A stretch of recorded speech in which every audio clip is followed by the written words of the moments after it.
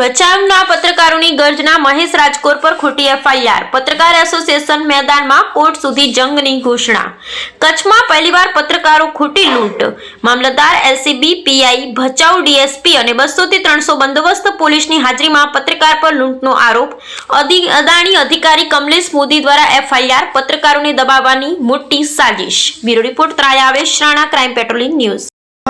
માટે અમારા સંગઠનની મીટિંગ મળેલ અને એવું નક્કી કરેલ છે કે આના માટે અમે અહીંયાથી સ્થાનિકથી કરી વકીલ રાખશું અને પછી હાઈકોર્ટ સુધી પણ જવાનું થશે તો અમારું સંગઠન સંગઠનના ખર્ચે પણ હાઈકોર્ટ સુધી જઈને લડશે અને મેષને ન્યાય અપાવશે।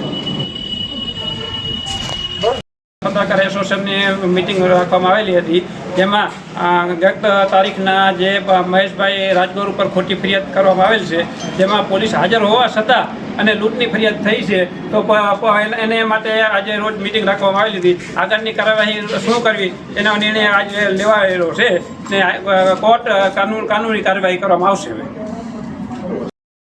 અહીંયા વિસ્તારના જે એક લોકલ પત્રકાર છે મહેશભાઈ રાજગોર, જે પોતાનું જનતા દસ્તક ચલાવે છે, એ વાંઢિયામાં છેલ્લા લગભગ 24 થી લગભગ અંદાજિત 3 મહિના જેટલા સમયથી એ ત્યાં કને કવરેજ કરી રહ્યા છે, લાઈવ કરી રહ્યા હતા। એ ક્યાંક ને ક્યાંક અદાણીના અધિકારીઓને ખૂંચી રહ્યું છે, એટલે એને ધ્યાનમાં રાખીને, જાણી જોઈને, પ્રશાસનને સાથે રાખીને મહેશભાઈ રાજગોર વિરુદ્ધ એક જે આ ફરિયાદ નોંધાવવામાં આવી છે લૂંટની, જેમાં 7:30 વાગ્યાનો અંદાજિત સમય લગભગ લખવામાં પણ આવ્યું છે। તો ત્યારે જે 7:30 વાગે જે ઘટના ઘટી અને તેઓ બપોરના લગભગ અમે 12 વાગ્યા સુધી ત્યાં કવરેજ કરી રહ્યા હતા, હું પણ ત્યાં હાજર હતો, બરાબર। તો ત્યાં સુધી પોલીસને યાદ ના આવ્યો અને પોલીસ સાંજે જઈને પોલીસ સ્ટેશન જ્યારે કંપની વિરુદ્ધ જ્યારે મહેશ રાજગોરે ફરિયાદ લખાવી, ત્યારે કંપનીએ એમની પાછળ જ્યારે એમના વિરોધ કમ્પ્લેન લખાવી કે અમારી લૂંટ થઈ છે, તો સવારમાં તો લૂંટ થઈ છે, તો તમે આખો દિવસ તમે ક્યાં હતા? પોલીસ ત્યાં હતી, મહેશ રાજગોર ત્યાં હતા, ડીવાયએસપી કક્ષાના અધિકારીઓ હતા, એલસીબી હતી, બરાબર, 200 જેટલા પોલીસ કર્મચારીઓ હાજર હતા, ત્યાં સુધી તમે કાંઈ લખાવ્યું નહીં। અને જ્યારે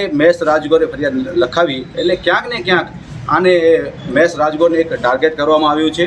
એક પત્રકાર છે, ત્યાંનો સ્થાનિક છે, તે સતત ત્યાંથી કવરેજ બતાવી રહ્યો હતો। એનો ગુનો એટલું કે ખેડૂતોનો અવાજ ઉઠાવ્યો અને ખેડૂતોના અવાજને સરકાર સુધી પહોંચાડ્યો। સોશિયલ મીડિયામાં એમના જે વિડીયો વાયરલ થયા, તે પછી એમના વિરુદ્ધ જે ફરિયાદ થઈ એ તદ્દન ખોટી છે। એમના વિરોધમાં આજે અમારું સંગઠન તાલુકાનું અહીંયા કને મળ્યું હતું ભચાઉ ખાતે। હવે આવનારા દિવસોની અંદર આની અંદર અમે કદાચ હાઈકોર્ટની અંદર પણ જવાનું થશે તો જશે, એના માટે સંગઠન પણ સાથે છે, એટલે અલગ અલગ સંસ્થાઓ પણ અમને સપોર્ટ આપી રહી છે હાલ। તો હવે જોવાનું એ રહ્યું કે આવનારા દિવસોમાં શું પરિણામ આવે છે આનું।